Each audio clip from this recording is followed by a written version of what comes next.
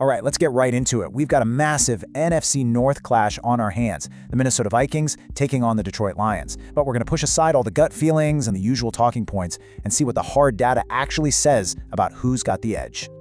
Okay, just look at this setup. It's a classic showdown. For the Lions, a win here means they clinch the division title. I mean, that's huge for them. But for the Vikings, their backs are against the wall. This is a must-win just to keep their playoff dreams alive. The stakes just couldn't be higher. So on the surface, yeah, this looks like a classic down-to-the-wire rivalry game. But what if the data is telling a completely different story? The numbers suggest there's a deep structural imbalance here that could give one team a massive advantage before a single snap is even played. So here's our game plan. First, we'll set the stage with what's on the line. Then, we're going to dive deep into the Vikings' injury crisis and how that funnels all the pressure onto their rookie quarterback, J.J. McCarthy. We'll touch on the running game, and then we'll reveal the data's final, conclusive verdict. First things first, the scene. You've got the Lions playing for the NFC North crown. They're in a position of power. And then you have the Vikings. They're basically in survival mode, fighting for their postseason lives. This difference in pressure, it's the backdrop for this whole data story. All right, now for what the model says is the single most important factor in this game. This isn't just about a few guys being out. The data sees this as a full-blown personnel crisis for Minnesota, something that really threatens the whole structure of their team. I mean, just look at this list. TJ Hawkinson isn't just a great pass catcher, he's a vital part of their pass protection. DJ Wanham is a key pass rusher. And then in the secondary, losing both Byron Murphy Jr. and Theo Jackson, that's a huge blow. These aren't just backups, these are core starters, and losing them creates a massive domino effect. And this right here, this shows the real imbalance. Sure, the Lions have some guys banged up, but they're mostly depth players. The Vikings, on the other hand, are losing foundational pillars on both sides of the ball. The data doesn't see this as a fair trade at all. It sees it as a game-changing disadvantage for Minnesota. So, what does this all lead to? Well, this injury crisis feeds directly into what the data says is the game's biggest mismatch. And it all revolves around the Vikings rookie quarterback J.J. McCarthy and how he handles things when the script gets flipped on him. You see, the data reveals that McCarthy is kind of like two completely different quarterbacks packed into one. His effectiveness isn't a constant. It changes, and it changes dramatically based on one single thing: the scoreboard. When the game's on an even playing field, when the score is tied, McCarthy is absolutely elite. He's confident, he's accurate, and he posted an incredible passer rating of 115.6. That is top-tier stuff right there. However, and this is a huge however, everything changes the second the Vikings find themselves playing from behind. The pressure of having to play catch-up completely transforms him as a player. And here it is, the cliff. His passer rating just plummets to 57.4. I mean, that is a catastrophic drop. It shows us a player who is incredibly sensitive to game pressure.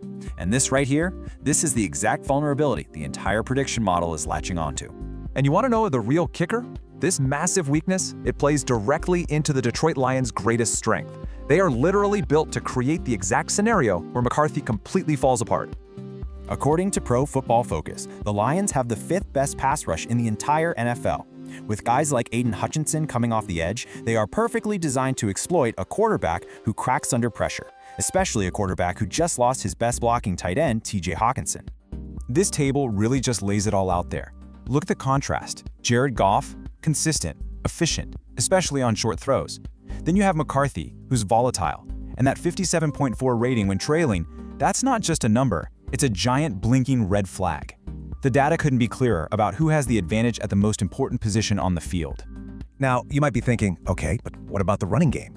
Can't the Vikings just grind it out and control the clock? And that's a fair question. So let's take a quick look at why the data sees this as more of a footnote than a headline. So on paper, the Vikings actually have the edge here. Statistically, they're the 9th best run defense in the league, which is a little better than the Lions at 14th. So yeah, they are good at stopping the run. But here's the catch, and it's the core idea from the analytics report. That advantage, it becomes completely irrelevant. Why? Because the model predicts the Lions are going to attack the Vikings' weak secondary and build an early lead. And once that happens, the game isn't about the run anymore. It becomes a pass-heavy shootout, and that Vikings' run defense advantage is totally neutralized. So, let's bring it all home. We've seen the devastating injuries, we've seen the huge quarterback mismatch, and we've seen how the run game gets taken out of the equation. Now let's see how the predictive model puts it all together to come to its final verdict. So check this out. The model isn't treating everything equally. A massive 85% of the outcome is based on just 3 things: that quarterback mismatch, the pass rush dynamic, and the impact of those injuries. And as we've just seen, every single one of those factors points overwhelmingly in one direction: Detroit. The story the data tells is really just a simple chain reaction. Step 1, the injuries create huge holes. Step 2, Jared Goff is efficient and he attacks those holes to get a lead. Step 3, that lead forces J.J. McCarthy into his absolute worst-case scenario. And then Step 4, the Lions' elite pass rush closes the trap, triggering a total meltdown for the Minnesota offense. So, when you follow that chain of logic, the conclusion is kind of unavoidable. Based on all these cascading structural advantages, the data points clearly and decisively to one winner.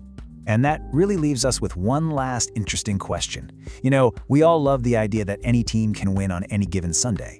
But in this day and age, when analytics can map out these mismatches with so much precision, you gotta wonder, how much of the game is really decided before the players even step onto the field? Let me know what you think.